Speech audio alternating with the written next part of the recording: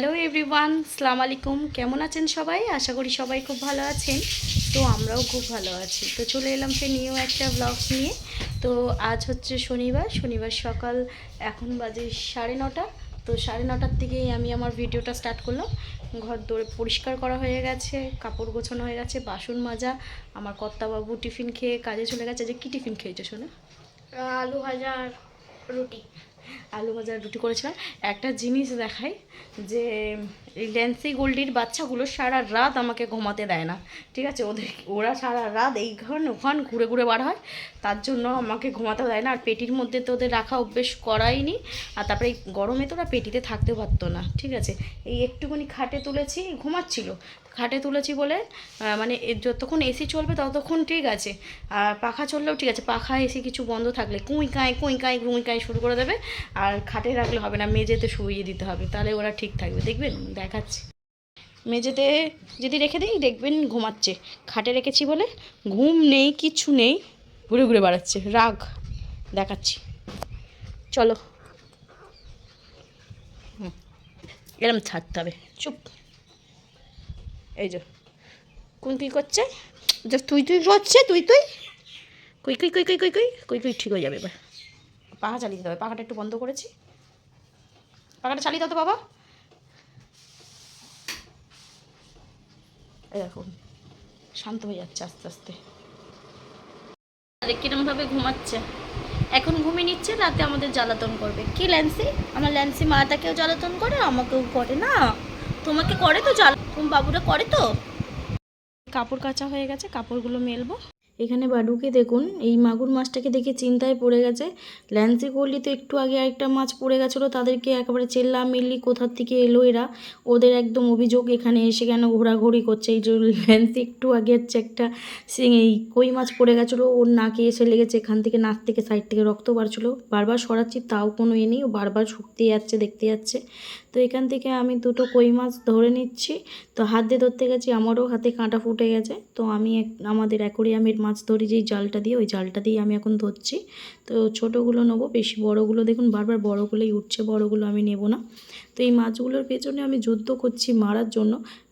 এই মাছ, কই মাছ, মাগুর মাছ, শিং মাছ আমি ভালোভাবে কাটতেও পারি না, তো ও কেটে নিয়ে আসে। তো আজকের হচ্ছে বাজার থেকে আনি না, আমাদের বাড়ির এখানে একটা পুকুর থেকে ধরা হচ্ছিলো, ওখান থেকে নিয়ে এসছে। তো আমি তার জন্য কাটতে পারছিলাম না, অনেক যুদ্ধ করে মাছগুলোকে কেটেছি। তো এইটা একটা হচ্ছে ঘষার জন্য আমাদের ইঁট রাখা রয়েছে, খুব ভালো, এতে মাছ ঘষা যায়। লাউ শাক গাছটা একদম নষ্ট হয়ে যাচ্ছে, মরে গেছে ওই দিক থেকে পুরো। তো এখানে কিছুটা হয়ে আছে কচি কচি, এগুলো আমি তুলে নেবো।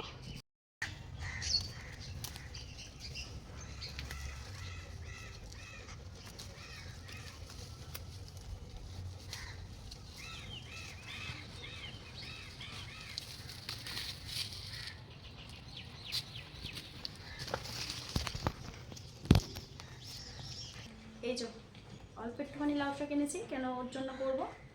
ঠিক আছে, ও আর বাবু খাবে। কেটে নিই লাউ শাকটা।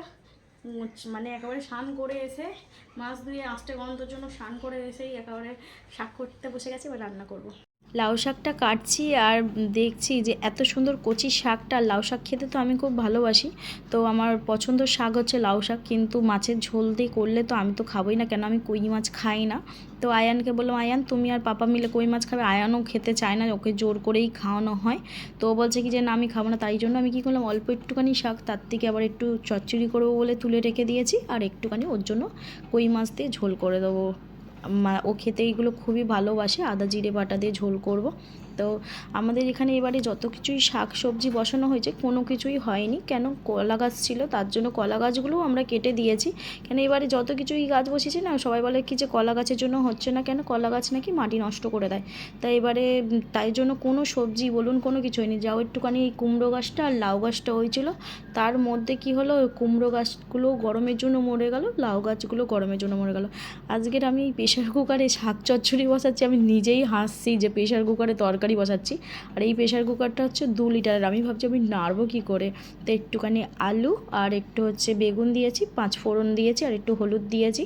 আর এখানে পোস্ত বেটে নিয়েছি, পোস্ত দিয়েই তরকারিটা করব।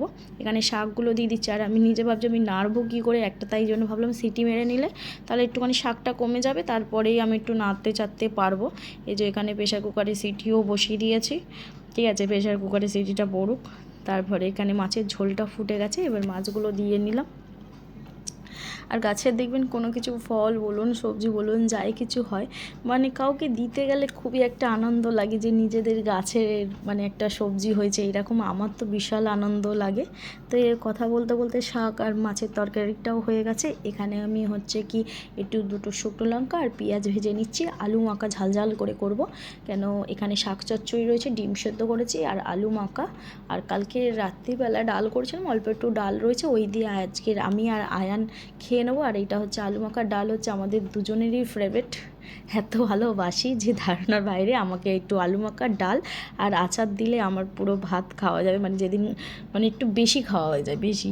এই যে ঝাল ঝাল আলু মাখা, এই গুন্ডাগুলোকে দেখুন, ওরা হচ্ছে বিকেলবেলায় আইসক্রিম খেয়েছে ওদের নিজেদের ভাগেরটা, তারপরেও এখানে হ্যাংলার মতন তাকিয়ে আছে, আমি খাচ্ছি।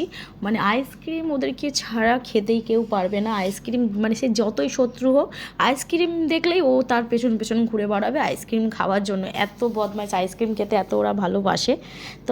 তো এর আগের ভিডিওটাতে আপনারা দেখেছেন যে আমি আর বৌদি শপিং করতে গেছিলাম, কি কারণে এত শপিং করা হলো তা যদি দেখতে ইচ্ছা হয় তো এর পরের ভিডিওটা আপনাদেরকে দেখতে হবে। তো আজকের এই ভিডিও এতটাই, যদি ভালো লাগে তো একটা লাইক করে দেবেন।